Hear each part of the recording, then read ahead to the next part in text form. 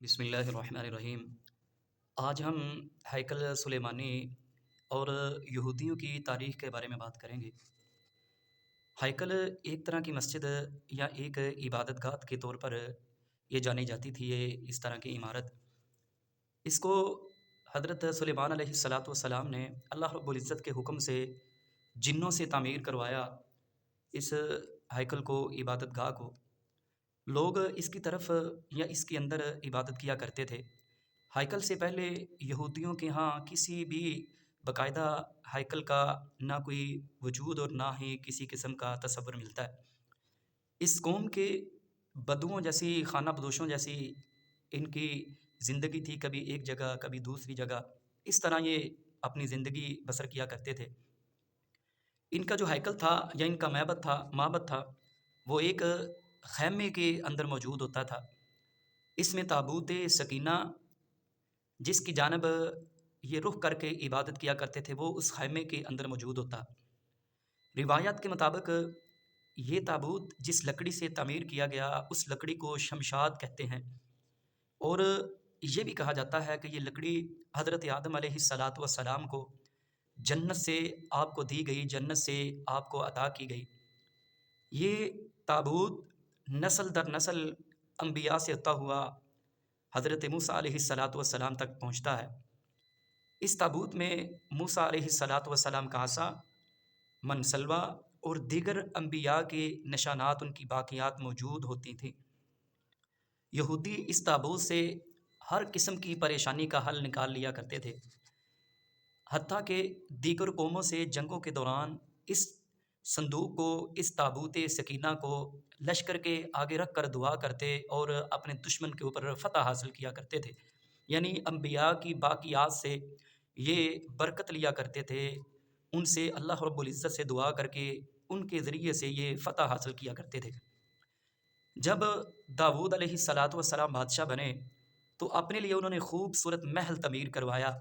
ایک دن ان کے ذہن میں یہ بات آئی کہ میں خود تو ایک محل میں رہتا ہوں، لیکن میری قوم کا جو معبد آج بھی خیمے میں رکھا ہوا ہے۔ یہ ناظرین، یہ تمام کی تمام بائبل کی روایات ہے۔ جیسا کہ بائبل میں لکھا ہے، بادشاہ نے یعنی داؤد نے کہا، میں تو دیودار کی شاندار لکڑی سے بنے ہوئے ایک محل میں رہتا ہوں، لیکن خدا کا تابوت خیمے میں پڑا ہوا ہے۔ یہ سمویل کی ایک چھوٹی سی روایت ہے، آیت ہے۔ چنانچہ آپ نے جگہ کا تعین کیا، لیکن اس وقت کے جو مبصرین تھے انہوں نے کہا کہ اے بادشاہ، اے اللہ کے نبی داؤد علیہ السلام، یہ ہیکل، یہ عبادت خانہ آپ کی زندگی میں اس کا بننا، مکمل ہونا، یہ بہت ہی ناممکن سی بات ہے۔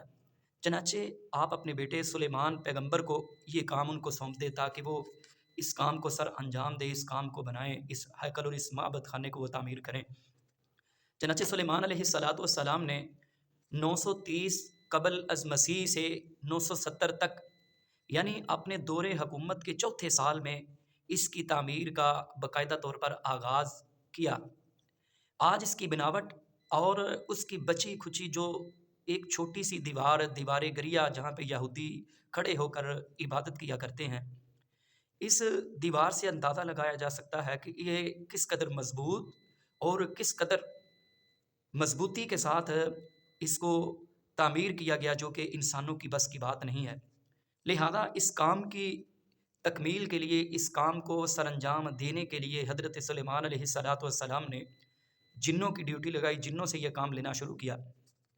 ہیکل کی پہلی تعمیر کے دوران ہی سلیمان علیہ السلام کی وفات ہو گئی، اور جیسے کہ قرآن مجید میں بھی سورۃ سبا میں 22ویں پارے میں اندر اللہ رب العزت نے اس واقعے کی طرف اشارہ کیا ہے کہ آپ اپنے گھر میں ایک جگہ پہ آپ کھڑے ہوئے، ایک لکڑی کے ساتھ آپ نے ٹیک لگائی اور اپنے نگرانی میں کھڑے ہو کر جنوں سے اس ہیکل کی، اس مسجد کی تعمیر کی نگرانی کرتے رہے۔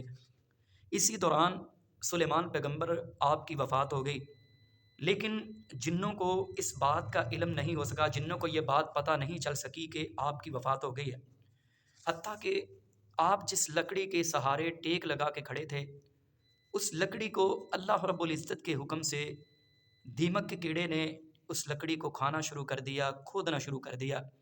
آہستہ آہستہ لکڑی وہ اپنی مضبوطی کو ختم کرتی گئی، وہ لکڑی کمزور سے کمزور ہوتی گئی، یہاں تک کہ ایک وقت یہ بھی آیا کہ وہ لکڑی کمزوری کی وجہ سے، دیمک کے کھانے کی وجہ سے وہ لکڑی ٹوٹی، سلیمان پیغمبر وہ زمین پر گر پڑے۔ تب جتنے بھی جن تھے جو اس ہیکل کو، اس مسجد کو تعمیر کر رہے تھے، اس مسجد کی اس وقت تعمیر بھی مکمل ہو چکی تھی، اور تب جا کے جنوں کو پتہ چلا کہ ہم تو خواہ مخواہ اتنی مشقت کرتے رہے ہیں۔ بہرحال یہ مسجد، یہ ہیکل یا معبد، جس کو بڑی ہی شاندار طریقے سے اس کو جو تعمیر کیا گیا تھا، اس کے اندر 3 حصے بنائے گئے۔ بعد کے لوگوں نے اس کو 3 حصوں میں ڈیوائیڈ کر دیا، تقسیم کر دیا۔ اس کے بیرونی حصے میں عام لوگ عبادت کرتے، نماز پڑھا کرتے۔ اگلے حصے میں علماء، جو نبیوں کی اولاد ہوتی، وہ عبادت کرتی۔ اس سے اگلے حصے کو جو بہت ہی مقدس ہوتا، جو بہت ہی بابرکت سمجھا جاتا، اس ہیکل کے اندر، اس معبد خانے کے اندر، اس مسجد کے اندر، وہ انہوں نے اس تیسرے حصے کو، سب سے آگے والے خانے کے اندر، حصے کے اندر انہوں نے تابوت سکینہ رکھا ہوتا۔ اس حصے میں سوائے سب سے بڑے پیش امام کے کوئی بھی اس حصے کے اندر داخل نہیں ہو سکتا تھا، اس کو اجازت نہیں تھی۔ وقت گزرتا گیا، اس دوران بنی اسرائیل میں پیغمبر بھی مبعوث ہوتے گئے، لیکن یہ قوم بد سے بدتر ہوتی چلی گئی۔ یہ کسی بھی طرح اپنے گناہوں سے توبہ طائب ہونے کو تیار نہیں تھے۔ یہ عبادت بھی کرتے اور ساتھ ساتھ انبیاء کو قتل بھی کرتے، کمزوروں کو قتل بھی کرتے۔ اس دوگلی روش، اس دوگلی عادات کی وجہ سے اللہ رب العزت کے اوپر ناراض ہوا، حتیٰ کہ ان یہودیوں کی، ان کی شکلیں تک بدل دی گئیں، بندر، سور بنا دیے گئے، لیکن یہ اپنی حرکتوں سے بعد پھر نہ آئے۔ یہ 500 حتیٰ کے ناظرین 580 قبل از مسیح میں جب بخت نصر نے ان پر اس قدر شدید حملہ کیا کہ اس حملے کو یہودی آج تک نہیں بھولے۔ ہیکل کو بخت نصر نے مکمل طور پر تباہ و برباد کر دیا، اور ہیکل سے اس نے تابوت سکینہ بھی نکال لیا، اور 6 لاکھ یہودیوں کو قتل اور 2 لاکھ یہودیوں کو قیدی بنا کر یہ بابل موجودہ عراق میں لے گیا۔ شہر سے باہر یہودیوں کی اس نے ایک ایسی آبادی تعمیر کی جس کا نام بخت نصر نے تل ابیب رکھا۔ تو ناظرین 70 سال تک ہیکل صفحہ ہستی سے مٹا رہا۔ دوسری طرف بخت نصر نے تابوت سکینہ کی شدید بے حرمتی کی، اور اسے کہیں ایسی جگہ پھینک دیا کہ جو آج تک کسی کو نہیں مل سکا۔ کہا جاتا ہے کہ اسے اور اس کے ملک کو اس حرکت کی سزا ایسے ملی کہ سن 539 قبل از مسیح میں ایران کے بادشاہ سائرس نے بابل پر اس قدر حملہ کیا کہ جو ولی عہد کا عہد تھا، اس کو شکست دے کر بابلی سلطنت کا مکمل طور پر خاتمہ کر دیا۔ سائرس ایک نرم مزاج حاکم تھا۔ اس نے نہ صرف یہودیوں کو آزاد کیا، بلکہ ہیکل کو نئے سرے سے تعمیر کرنے کے لیے ہر قسم کی مدد فراہم کرنے کا بھی وعدہ کر دیا۔ چنانچہ 570 قبل از مسیح ہیکل کی تعمیر کا ایک دفعہ پھر آغاز ہوا، جو ابھی اپنی تکمیلی مراحل میں تھا کہ ان کی آپس کی دشمنی کی وجہ سے ہیکل ایک بار پھر روک دیا گیا۔ لیکن ڈیرس کی حکمرانی کے دوسرے سال زکریا علیہ السلام نے وہاں کے گورنر زروبابل اور دوسرے سردار یوشع علیہ السلام کی حوصلہ افزائی کی کہ ہیکل کو 4 سال کے عرصے میں 515 سے 520 قبل از مسیح میں اس کو دوبارہ مکمل کیا گیا، تعمیر کیا گیا، تکمیل ہوا۔ لیکن اس بار تابوت سکینہ نہیں مل سکا، اور آج تک کسی کو معلوم ہی نہیں ہے کہ وہ تابوت سکینہ جس کے اندر انبیاء کرام علیہ السلام کی باقیات تھیں، وہ کہاں ہیں، بخت نصر نے اس کے ساتھ کیا کیا۔ لیکن یہودی آج تک اس کو ڈھونڈتے رہے ہیں، اور آئندہ بھی اس تابوت کو ڈھونڈنے کے لیے یہ زمین کا چپا چپا کھنگالنا چاہتے ہیں۔ پھر اس کے ناظرین کچھ عرصہ بعد عیسیٰ علیہ السلام کا نزول ہوا، تو یہودی ان کے پیچھے بھی پڑ گئے دیگر انبیاء کی طرح، نعوذ باللہ ان کے اوپر اور سیدہ مریم علیہ الصلاۃ والسلام کے اوپر طرح طرح کے الزامات لگائے، اور اس کے بعد ان کو مصلوب کرنے کے مذموم طریقے اپنائے گئے۔ جب یہ مصلوب والا واقعہ ہوا، اللہ رب العزت نے اپنے نبی کی حفاظت فرمائی اور حضرت عیسیٰ علیہ الصلاۃ والسلام کو باحفاظت زندہ آسمانوں کے اوپر اٹھا لیا۔ آپ کو آسمانوں کے اوپر اٹھائے جانے کے 70 سال بعد ایک بار پھر یہودیوں کے اوپر اللہ رب العزت کا قہر نازل ہوا، اور اس قہر کا، اس عذاب کا نام وہ ٹائٹس تھا۔ یہ رومی جرنیل بخت نصر سے بھی زیادہ ظالم اور غصے والا ثابت ہوا۔ اس نے ایک دن میں لاکھوں یہودیوں کو صفحہ ہستی سے مٹا دیا، اور ہیروڈس کے بنائے ہوئے ہیکل کی اینٹ سے اینٹ بجا دی۔